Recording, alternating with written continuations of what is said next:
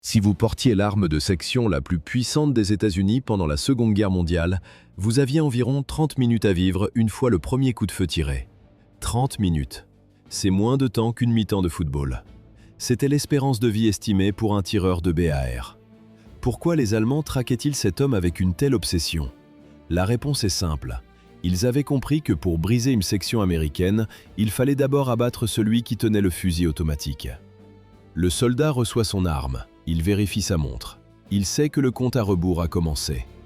Dans le silence lourd qui précède l'assaut, on n'entend que sa respiration saccadée et le claquement sec de la culasse qu'on verrouille. Le métal est froid, le chargeur est lourd. Mais avant de devenir le cauchemar des troupes du Reich dans les années 1940, cette arme avait déjà une réputation sanglante. Durant la Prohibition, le BAR était l'outil favori des gangsters les plus violents d'Amérique. Il transperçait les carrosseries des voitures de police et les corps des officiers avec une facilité déconcertante. Sur le front, les Allemands apprenaient vite à repérer la silhouette massive du fusil. Ils concentraient tous leurs tirs sur un seul point. Ils avaient appris à les tuer en premier. Pour comprendre cette terreur, il faut revenir dans la boue de 1914, la Grande Guerre, le cauchemar des tranchées. L'infanterie fait face à une impasse technique que personne ne sait résoudre. L'artillerie écrase les positions ennemies avant l'assaut. Elle maintient les têtes baissées. Mais le pilonnage doit s'arrêter avant que les troupes ne montent au front. Sinon, vous tuez vos propres hommes. C'est là que le piège se referme. Entre la fin du bombardement et l'arrivée des attaquants, il existe un vide, un espace de temps mort. Le No Man's Land devient un abattoir.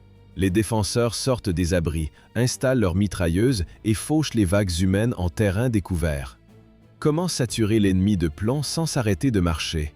Les tactiques classiques de tir et mouvement sont trop lentes. La moitié de l'unité tire, l'autre avance. Le volume de feu est divisé par deux. L'assaut perd son élan. Un silence soudain tombe sur le champ de bataille. L'artillerie se tait. Puis, le claquement sec des mitrailleuses allemandes déchire l'air. La piétaille se lève d'un seul bloc et marche face au canon. L'idée d'un feu mobile était un coup de génie. Son exécution fut un désastre absolu. Les armées cherchaient un moyen de maintenir un tir continu pendant l'assaut. La France pensait avoir la réponse avec le Chauchat. Vous connaissez son nom. Souvent, c'est pour s'en moquer. Pourtant, en 1917, cette arme prouve une chose. Un seul soldat peut porter la puissance d'une mitrailleuse vers les tranchées ennemies. Les unités françaises utilisent ces tireurs comme des chasseurs de nids de mitrailleuses.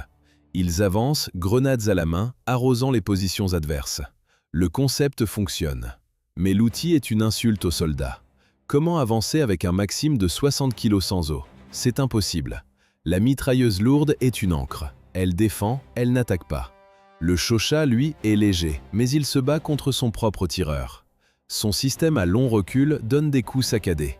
Ses pièces externes s'accrochent partout. Pour les troupes américaines, c'est pire. Leur version convertie au calibre 30-06 s'enraye sans cesse.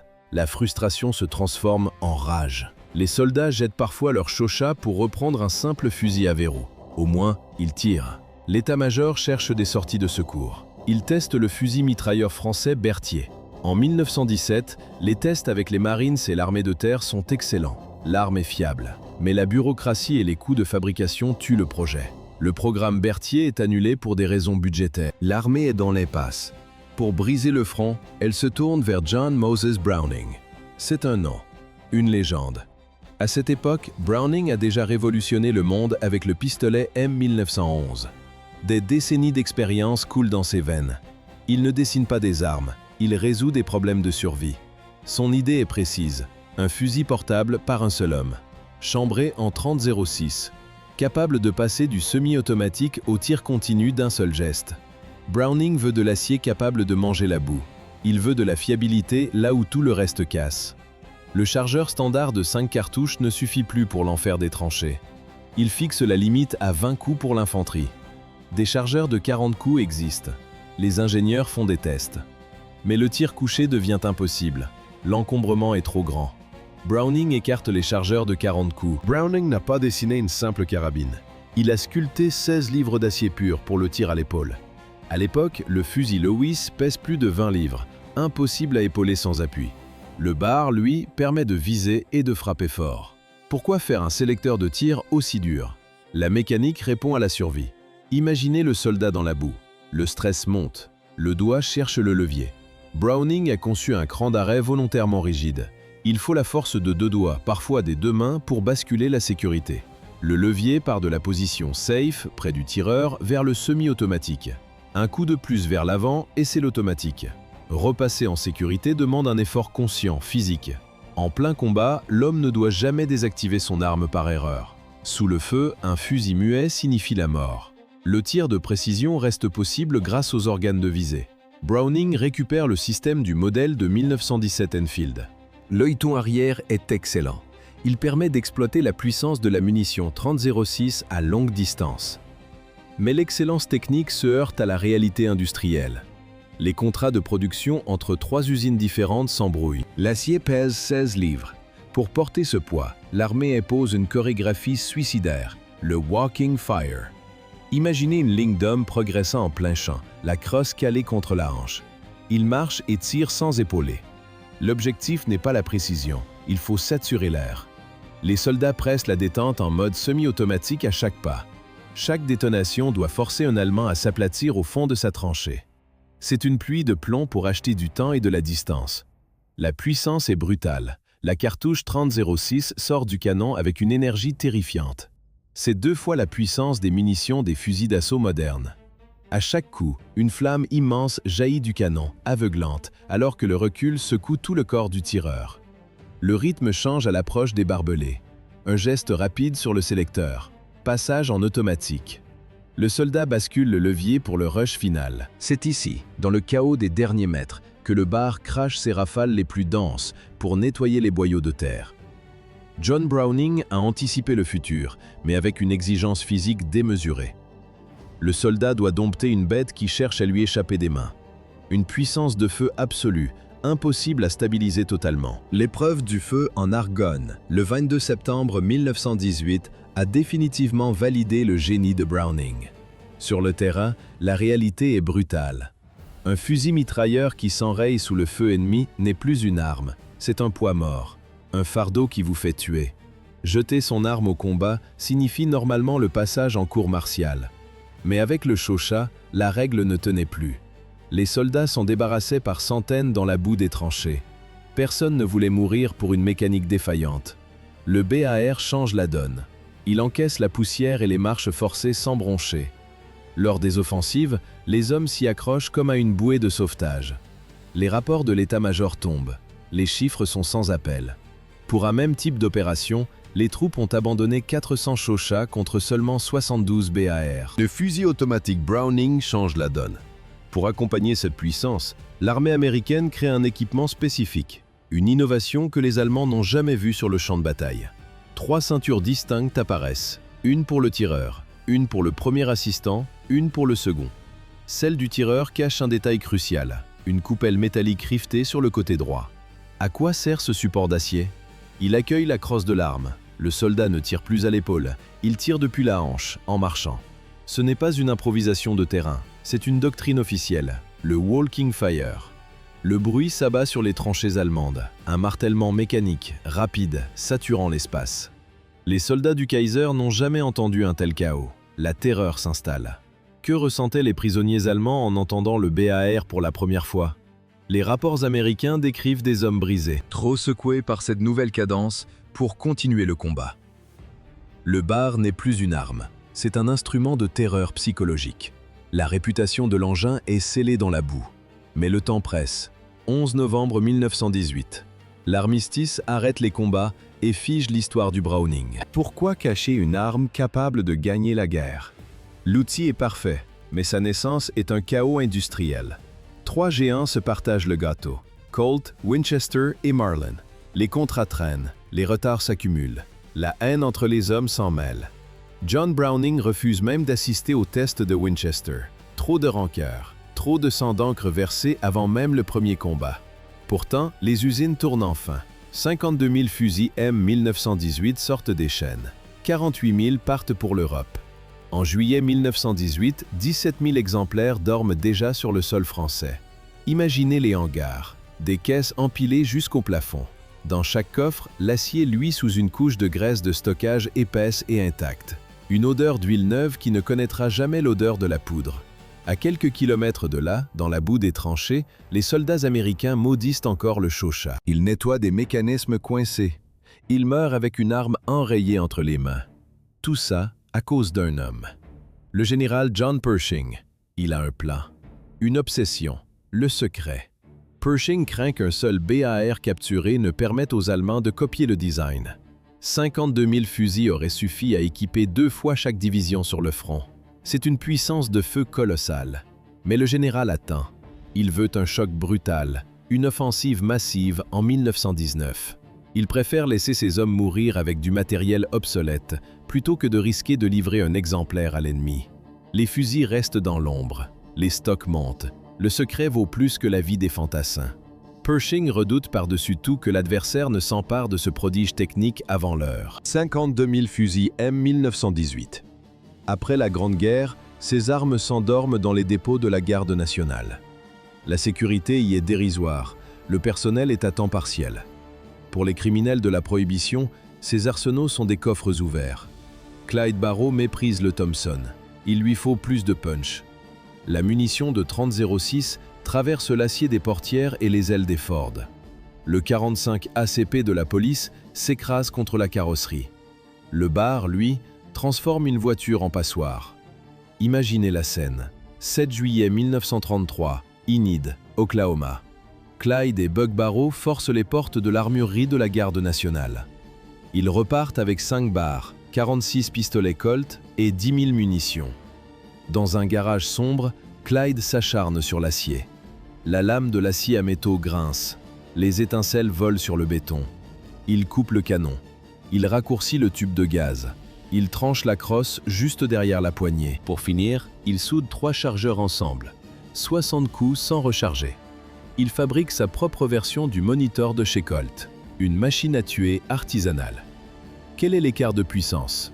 Une balle de BAR dégage 5 fois plus d'énergie qu'un projectile de revolver policier.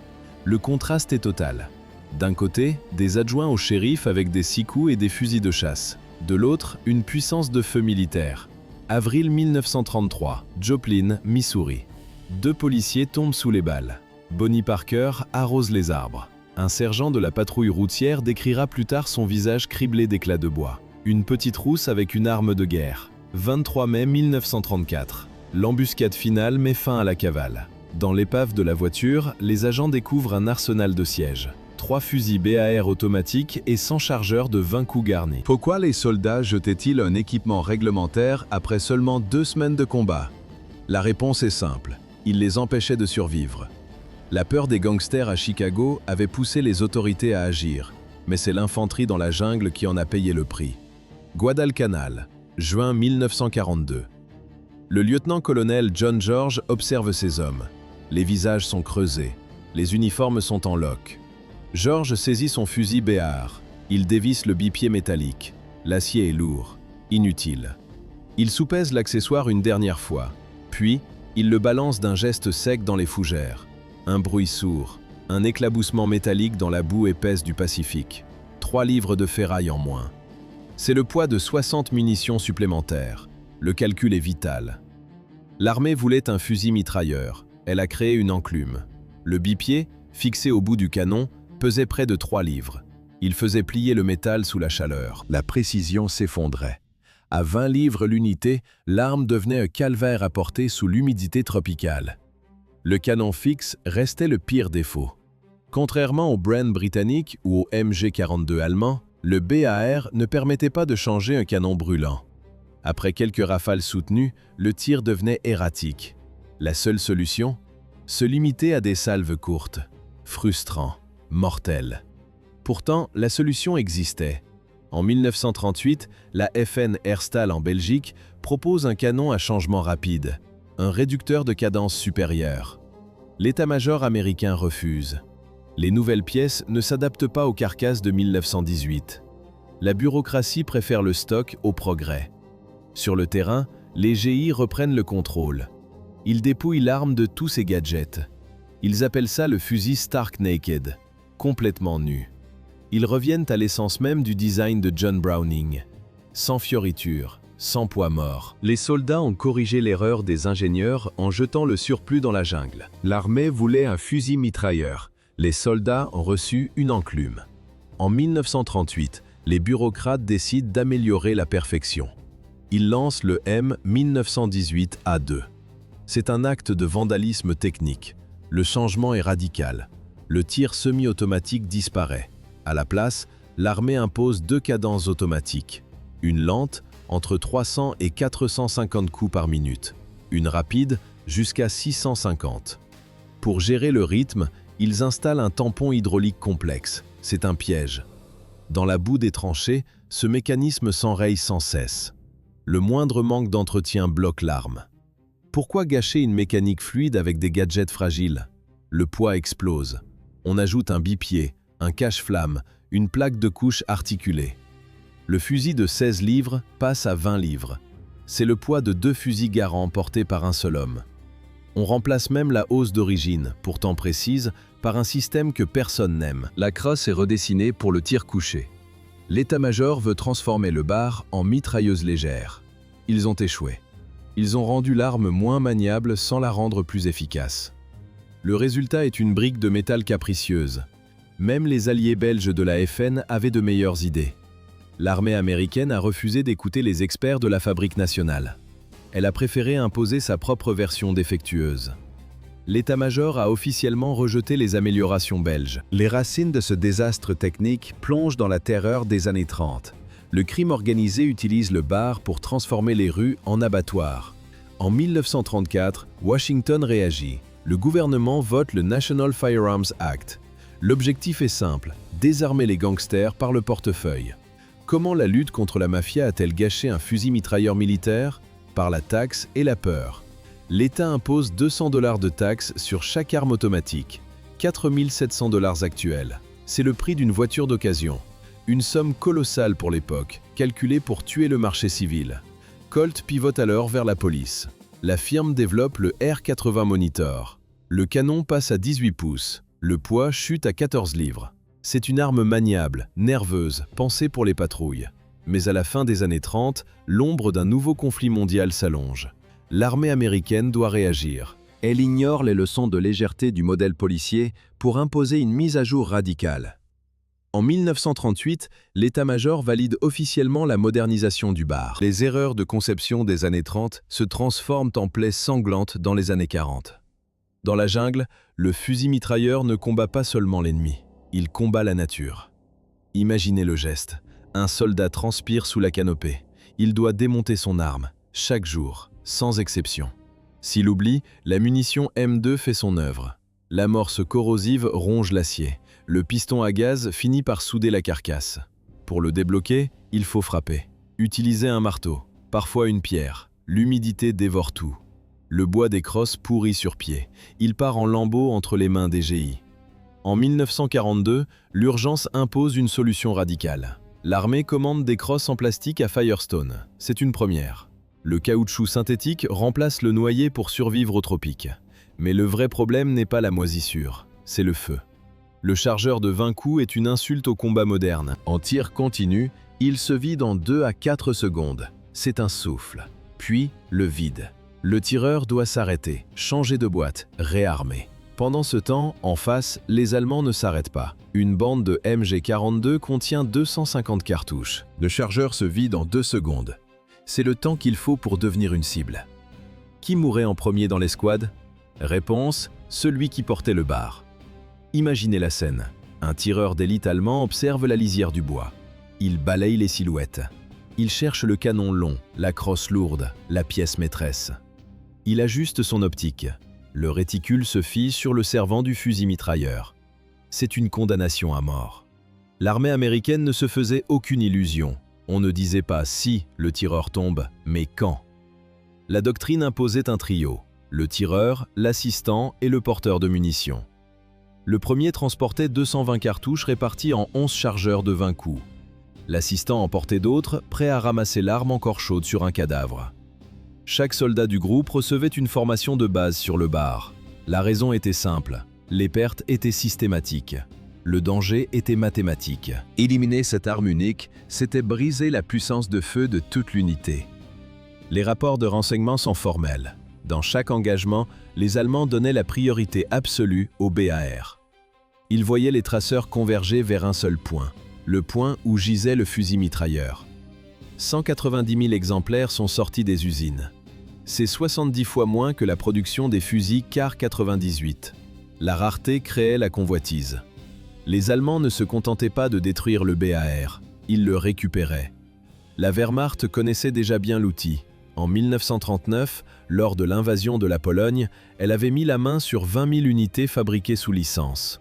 Ces armes polonaises ont servi le Troisième Reich jusqu'au dernier jour de la guerre. Quand la tactique échouait, le courage brut de gars comme Charles de Glopper prenait le relais. En Normandie, sa section de la 82e division aéroportée tombe dans un piège. Ils sont encerclés. L'anéantissement est une question de minutes. De Glopper fait un choix. Tout le monde comprend. C'est un arrêt de mort. Le parachutiste sort de l'ombre. Il s'avance au milieu de la route, à découvert. Il pose un genou à terre. Face à lui, les Allemands. Il cale son BAR contre son épaule. Le tir automatique commence. Un martèlement sourd qui couvre les cris de repli de ses camarades. Les balles allemandes sifflent. Elles touchent la chair. De Glopper encaisse les impacts, mais ne flanche pas.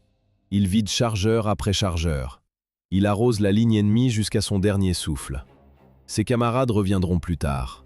Autour de sa position, le sol est jonché de cadavres allemands et d'armes automatiques broyées. Pour cette campagne, il sera le seul soldat de toute sa division à recevoir la Medal of Honor. À l'autre bout du monde, sur les cendres d'Iwo Jima, Wilson Watson de la 3e division de Marines réinvente le concept de Browning. Février 1945. Pendant 2 jours, Watson devient un régiment à lui seul. 60 soldats japonais tombent sous son feu. Il ne rampe pas, il ne se cache pas. Watson charge les bunkers, le fusil à la hanche. C'est le Walking Fire dans sa forme la plus pure et la plus brutale. Il grimpe une pente escarpée sous un déluge de plomb. Il atteint le sommet. Watson tient sa position, debout, pendant 15 minutes, jusqu'à ce que ses munitions soient totalement épuisées. Watson misait sur la rage. Henry Shower, lui, transforme le lourd BAR en instrument de chirurgie. En Italie, ce soldat de la 3e division d'infanterie réécrit le manuel de tir. Imaginez la scène. Shower marche droit vers les lignes ennemies. 30 yards le séparent des Allemands. 4 fusiliers font feu sur lui. Shower s'arrête. Il ne s'abrite pas. 4 rafales courtes. 4 morts. À 60 yards, 2 servants de mitrailleuse s'écroulent sous une seule rafale. Puis il ajuste son tir. 500 yards. Une distance impossible pour un fusil automatique sans optique. Shower abat 4 autres Allemands avec une précision de sniper. Le lendemain, le spectacle continue. Une équipe de mitrailleuses ennemies est repérée à 80 yards. Des obus de chars explosent à moins de 20 yards de sa position. La terre tremble, les éclats sifflent. Shower ne bouge pas. Il aligne sa mire et élimine les 4 hommes. Ses camarades observent ce calme glacial. Dans les tranchées, un surnom circule désormais pour désigner le tireur d'élite. Krauter. Les exploits des tireurs isolés forcent le commandement à réécrire les manuels. La bravoure individuelle devient une doctrine globale. Dans le bocage normand, la guerre se joue à bout portant. Les haies cachent l'ennemi à moins de 100 mètres. Comment stopper une charge banzai dans la jungle? Une seule réponse, un mur de plomb continu. Le bar devient l'outil de nettoyage par excellence. Pour déloger les défenseurs des buissons, les soldats ne comptent plus les munitions. Ils réclament plus de tubes. Ils les empruntent, les achètent ou les volent. Face à la puissance de feu allemande, chaque fusil mitrailleur supplémentaire est une assurance vie. Dans le Pacifique, c'est une question de survie pure. Sans le tir automatique, les vagues japonaises submergent les lignes. Les Marines tirent les leçons du terrain. En 2 ans, la dotation explose. De 513 exemplaires par division en 1943, le chiffre grimpe à 867 en 1945. L'armée a admis sa dépendance totale au bar. L'infanterie change de visage. Le groupe de combat passe à 13 hommes. 3 équipes de feu distinctes. Chaque équipe dispose désormais de son propre bar. 14 millions de carabines Kar 98K. C'est le poids de la réalité allemande. Face à ce déluge de bois et d'acier, le mythe du soldat du Reich entièrement armé d'automates s'effondre. Les fusils d'assaut STG-44 ou les FG-42 restent des exceptions. Pour le FG-42, la production plafonne à 7000 unités. Un grain de sable. Les Américains saturent leur section de BAR par nécessité. Ils connaissent la hiérarchie du feu. Une escouade allemande ne respire que pour son MG-34 ou son MG-42. Les autres, de simples valets pour la mitrailleuse. Le bar ne peut pas rivaliser avec la cadence infernale d'une MG. Il n'est pas conçu pour ça. Le MG-42 sert à clouer l'ennemi au sol. Le BAR sert à éliminer les tireurs isolés. C'est là que le rapport de force bascule. Un seul tireur BAR surpasse techniquement plusieurs fantassins allemands figés dans le passé. Ils manipulent leur verrou manuel, un coup après l'autre. Le soldat américain, lui, maintient la pression avec 20 cartouches automatiques. Le fusil de Browning enterre définitivement les reliques de la Grande Guerre. Cette étrange machine, mélange de défauts et de puissance brute, survit à la Seconde Guerre mondiale. Le fusil de Browning refuse de mourir. La Corée. Les collines deviennent des charniers. Le bar y reste l'arme automatique de section principale. Certains soldats l'emmènent même au Vietnam. Ils préfèrent son punch aux nouvelles options en plastique. Pourtant, la mécanique s'essouffle. Les mitrailleuses à bande tirent 250 coups sans s'arrêter. Le bar, lui, suffoque après 20 cartouches. Le poids devient insupportable. Le canon fixe surchauffe. L'OTAN impose son nouveau standard, le 7,62 par 51 mm. Le vieux mécanisme ne suit plus la cadence de la modernité. 1957. L'armée américaine adopte officiellement la M60. Elle tranche dans le vif. Le bar a servi 40 ans. C'est plus long que la durée de vie de la guerre des tranchées pour laquelle Browning l'avait forgé. Une ironie gravée dans l'acier. L'état-major signe les derniers documents de retrait. L'armée met enfin le vieil homme à la retraite.